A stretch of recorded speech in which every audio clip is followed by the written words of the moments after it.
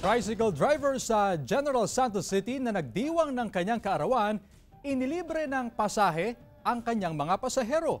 Ang detalye sa report ni Abby Caballero ng GMA Regional TV 1 Mindanao.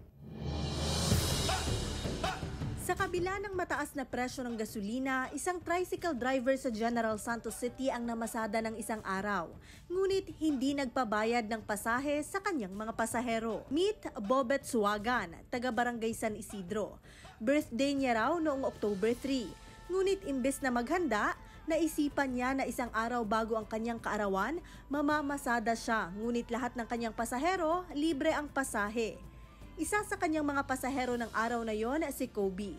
Kaya ipinost nito sa social media ang kanyang pasasalamat sa tricycle driver.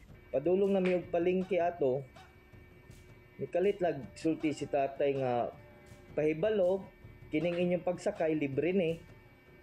O wala may bayad.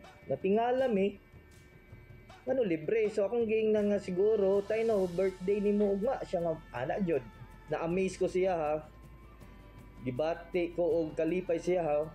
Mahigit 3 taon na raw namamasada si Bobet at ito ang unang pagkakataon na inilibre niya ng pasahe ang kanyang mga pasahero.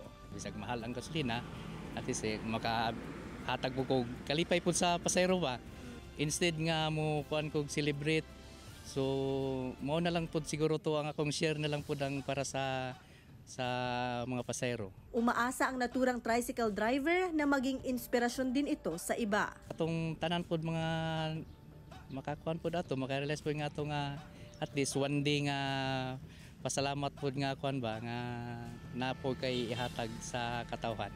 Mula sa GMA Regional TV 1 Mindanao, Abby Caballero, nagbabalita para sa GMA Integrated News.